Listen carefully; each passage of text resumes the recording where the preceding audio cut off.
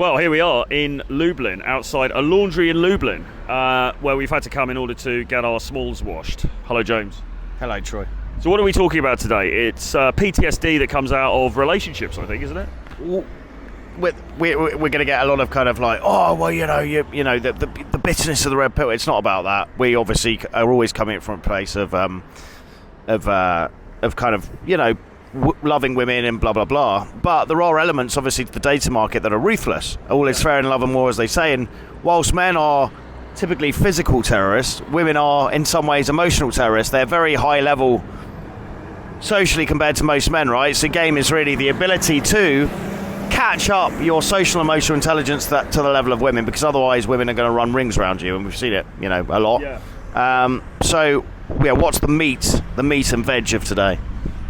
Well, my meat and two veg is that when I was thinking about a topic for this video, I was thinking about the fact that, people always say, the mainstream advice is like, if you live a promiscuous lifestyle, or if you're somebody you're dating around, you haven't settled down in inverted commas, that is going to screw with your head. And there is some truth in that, because that brings its own problems. But equally, I think when I think back on my life, to quote the Pet Shop Boys, when I think back upon my life, really some of the most challenging times that I've experienced have been when I've been in relationships with women, not when I've been in sort of more casual things. Right. Do you relate to that? I do, and the criticism we're going to get, and it's, to be fair, somewhat levelled accurately, is, well, you guys are playing on easy mode, because essentially all you do is charge around the globe. When things get a bit tough, you basically just cash out your chips and get on a plane and fuck off somewhere else. And if a girl flakes on you, if a girl ghosts you, because you're not really emotionally invested, because there's no ring on the finger, because there's no kids in there, because you're not sharing a house, you're basically able to just escape. So is it all ultimately an avoidance weasel of pain? And especially when you combine in the fact that my Enneagram is a 7, a high 7, which for guys that don't know the Enneagram thing, I really recommend, maybe get in touch to talk to me about it. I can refer you to my guy, but it's the best kind of self-understanding test I've ever done.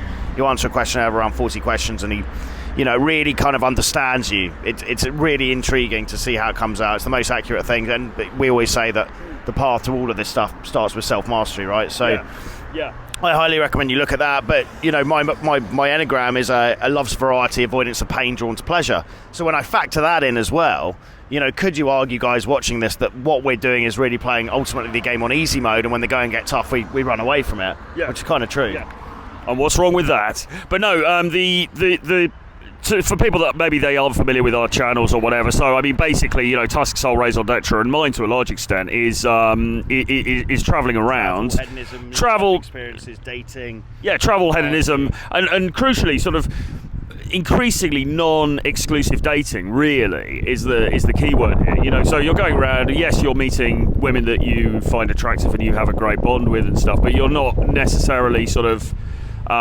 settling down with any particular one of them. So it's sort of non-exclusive. That's all understood. So it's all above board. So when you think of it in the context of that lifestyle, is that a form of escape? And I think there's a very good case to be made that yes, it is.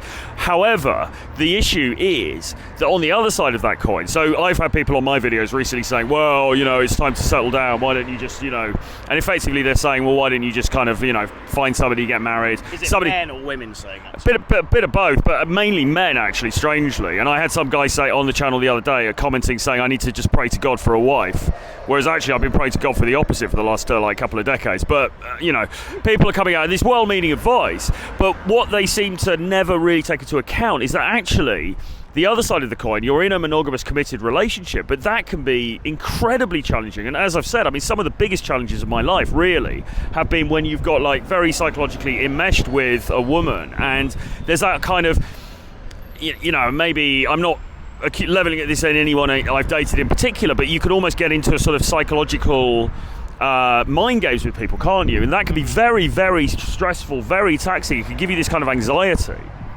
Yeah, absolutely. Some of the most stressful, some of the best times, to be fair, and some of the most stressful times I've had have been when I've been in a relationship of sorts.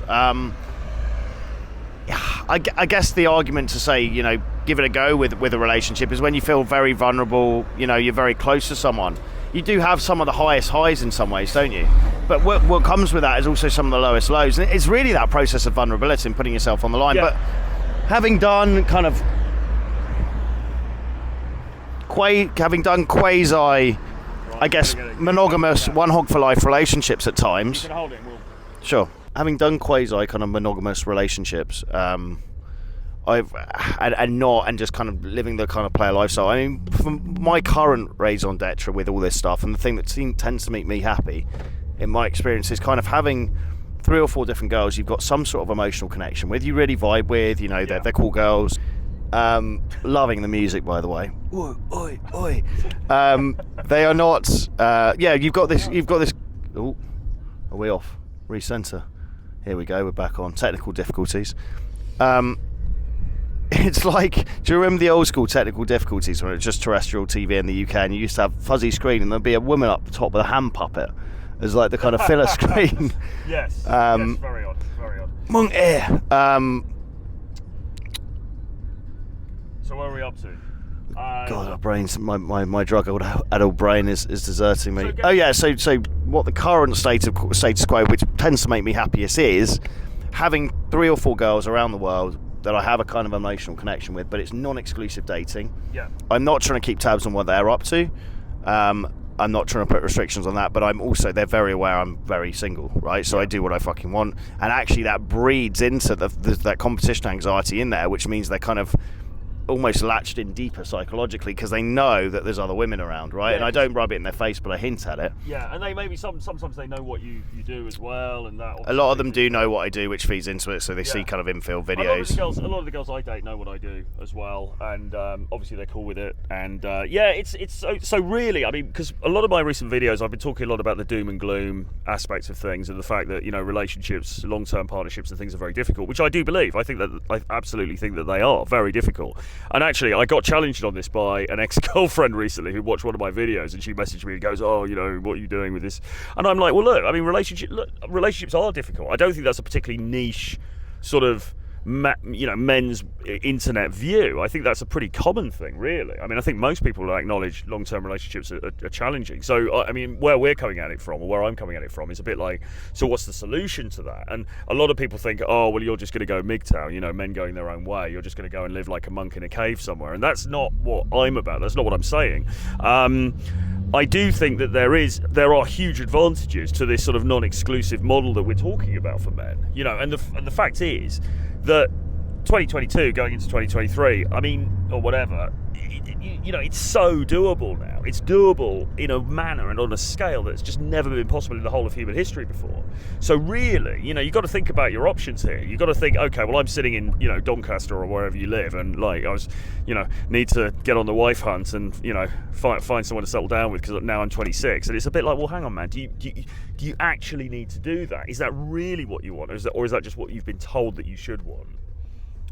Yeah, I mean, when a couple of these girls come out, I have a few days with them, you almost kind of replenish that yourself with that feminine energy. But as we all know as men, you really have to be on that mission and building your value, and that's a never-ending process in life. And obviously, if you're sitting with, I've gone through periods of living with girls, it's incredibly time-consuming to live with a woman. She really demands a lot of attention, and really she massively distracts you from your goals as a man, and she doesn't care about that. I mean, the whole Tomasi thing of women and dream killers, I think, kind of makes it sound a bit bitter, but it is true in the sense they do take up a lot of your time. So for me, the ultimate thing, dream killer is a little bit of a harsh way of because it's making it sound like they're deliberately trying to it's not that. They just require a lot of time and attention. It's almost better for me, I'll spend a bit of time with girls I like. They'll come out, we'll do cool stuff, we'll go and do all that kind of coupley stuff of go and watch a movie, or go out to cool restaurants and have a few cocktails and just generally hang out and have fun.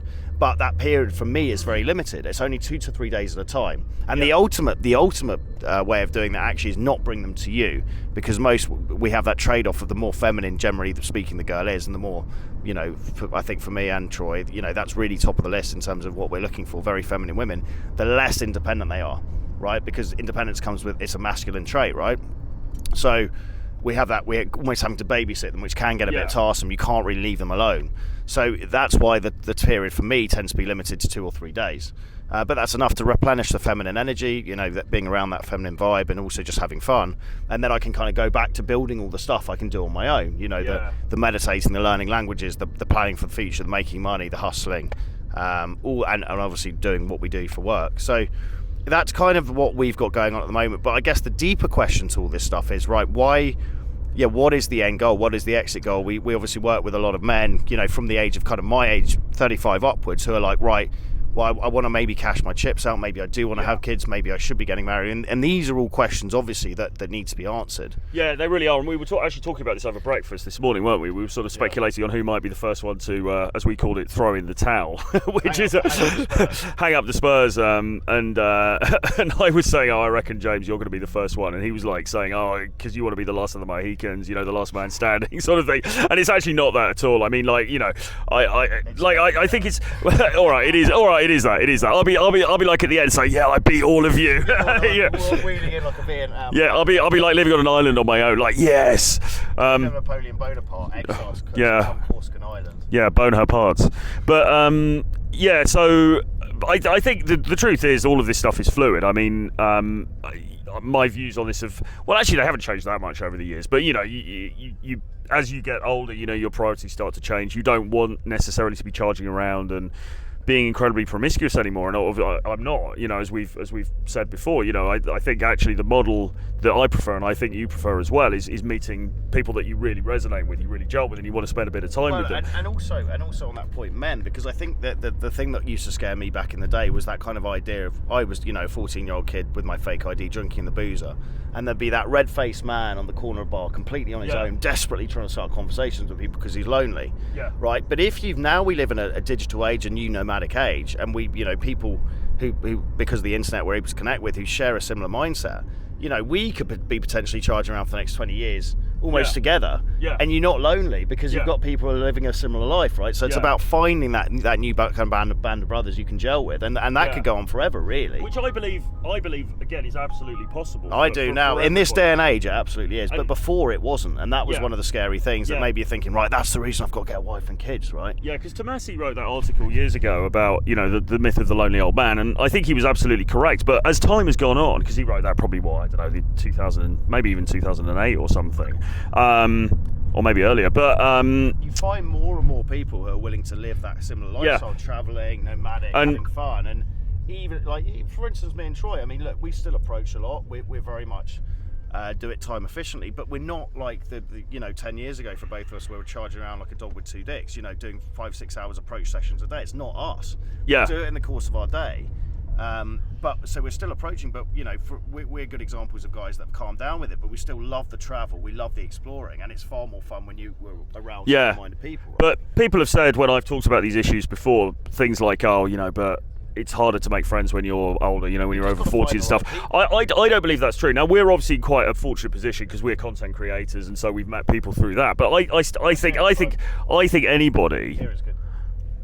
We're just stopping the car now. I think anybody, really, in this day and age of the internet, you've got comment sections, you've got forums. I mean, Tusk has got like a whole bunch of wings all over the world. 5,000 guys have got in touch with me. So again, we can link you up with guys in your place, in your community, in your city, in your whatever you're doing. Let's get out of the car. Thank you. The point is, though, I mean, we were talking about this, is what is the ideal scenario to be able to have kids in as well? Yeah, she's coming down. Like, do we want to get married? Do we want to have kids? Like, what's the gig? Not together, I mean. Not together, not adopted. Excuse me, sorry. I just saw you here when you were walking past. I just wanted to say hello. I thought you looked nice. Do you speak English? Thank you. And just a little. Better than my Polish. I can just say dziękuję. I can say dziękuję. Dziękuję, very well. This is the only word. What's your name? Nice to meet you, James. So we're here I'm from London with my friends, and we're here. We're going to go out this weekend. Mm-hmm. We're looking for some place to party. Mm-hmm. Do you have any recommendation for bar or club? You must see Rivera Club. I'm going to write this down. Okay. Rivera Club. It's a cool place. Yes, I think. Beautiful people like me. Like me. Us. Like us. Oh, you want to come into the beautiful person camp? So Riviera. Yes, Rivera Club. Is it close to here? Oh, correct. Okay. Riviera Club. This is your bus? Yes, this is it. And One second. I need to take your number. We speak. No, I have my fiance. Fiance. Damn it. I can't have kids with her. That's not going to be your future ex-wife, unfortunately. No, but we will carry this video on. Let's just cross over the road. All right. Yeah. So, yeah, this is what it really comes down to. We were having this chat over breakfast today. Which is, for me, I'm coming round to this idea of potentially have a kid or kids with a young, feminine girl, but we're not necessarily married, and I'm kind of dipping in and out of the lifestyle while still kind of travelling. And this isn't set in stone, this is more hypotheticals. I've got to find the right person for that, but that potentially might be an option that I'd explore. Yeah. And actually, increasingly, I'm hearing about guys who are doing that. Really, these are guys who've they've made a bit of money or they're successful in their own terms, but they don't, and they want to have kids. They want to pass on their genes, reproduce, all that, but they don't really want to end up living in Croydon and going to the IKEA and having a nagging wife and all of that. So they're making it work in a different way. And I think increasingly, because of the way the world is changing, we need to be creative in our thinking here, don't we? It's not the old thing. I mean, my dad was married when he was, I think, 20, 22, whatever. He was lucky enough to have me as his first kid when he was 24. Then they had my sister sometime after that, and it's sort of like that was just your life was mapped out. These days, it's not like that. It's really not like that anymore. We don't have to follow that template, and in fact, it could be argued that following that template is actually foolhardy, really, because we know. Going into this restaurant here. Because we know, of course, the high divorce rate and all of the difficulties, as we mentioned before, we know all of the difficulties associated with longer term relationships. Yeah, so I mean we were just kind of like spitballing a bit over breakfast, but I mean I've thought about this before, which is potentially I would want to have kids down the line. I don't want to leave it too late. But I don't really want to be tied to an exclusive relationship like a marriage. I've got no real interest in that. And I don't really see the point in marriage either. Yeah. Personally. Go your way. Hey, James, we need to go down to IKEA. Come on, Tusk. I'm married to Jimmy Jambo. Come on, Tusk. The bathroom needs grouting. What are you doing? Stop your silly YouTube and get down the fucking... etc., etc. I mean, that's not a lifestyle that... I mean, especially for you, especially for us after, we've... Obviously, I'm in my late 40s, you're in your 30s, you've been gallivanting around. I mean, the thing is, you get used to a certain type of independence, lifestyle. Don't you? Yeah, definitely, a certain type of lifestyle. I can't think... I mean, I get itchy feet even after a week being in the same place. Yeah. I mean, how the fuck am I going to commit to a 50-year marriage? I mean, to death do its Tusk. I mean, it's not going to happen. Yes. So, to sum this up, I'm not really sure how to sum this up. Well, yet again, we've created more problems than answers with one of these videos. Well, I think the first thing is that, it seems like a fairly logical way forward for guys. Unless you're somebody who's, you just met somebody, you really want to settle down and whatever, and that's fine. Right. But it seems fairly obvious to guys, if you've got that slightly itchy feet kind of vibe, that you need to understand how to create attraction. You need to learn approach skills, because then you can travel around, you can meet new people, you can bring new people into your life, and you can have a great time. And also it's going to help with you. Anyway, so you need to learn that skill set, and that's going to help you with your social life as well. It's going to help you to bring new friends into your life, because people often say, well, how do I meet friends? Well, the same sort of ways, really. I mean, it's the same sort of principles. So how can they get help with their dating skills? Well, the first thing stems from developing an abundance mindset with this stuff, because a lot of the reasons we see relationships go Pete Tong is basically the guy having no idea what's up. He hasn't learnt the process of interacting with women. He hasn't learnt seduction. He hasn't learnt to be sociable. And the girl runs rings around him. Like we talked about at the start of the video, women can be emotional terrorists. If they sense weakness in men and they've got a dog scent for weakness in men, they will fucking charge over you. You're either better than her in her eyes and you're a sexual option, potential sexual option, or you're worse than her, and there's no in between, right? It's really that simple. So you've got to learn seduction, you've got to learn to be sociable, you've got to learn to interact with women in a variety of situations, and the best way to do that is come out with me and Troy to Poland. We're here for the next month or so. Variety of cities. Łódź, spelled Lodz, Warsaw a couple of weekends, and Gdansk. Get in touch, Troy at realtroyfrancis.com or info@jamestusk.com. Send us an email, include your WhatsApp number. Come and hit the streets hard with us. You've seen what we're up to. Learn this process in a place with very hot, very feminine women who speak great English. And there's nothing else to be said. Safeguard your future, because a divorce is far more costly than a boot camp with us. I'll tell you that much. That is absolutely true. Couldn't agree more. All right, guys. Well, look, it's been great. We are signing off now from Lublin in Poland. Up in Lublin. Lubing it up in Lublin. So maybe give him a pan round. So All right, let's just. it reminds me a lot of Gamla Stan, for those of you who know what Stockholm, the cobble streets of Stockholm are like. It's a very cool little spot. Very cool in my opinion.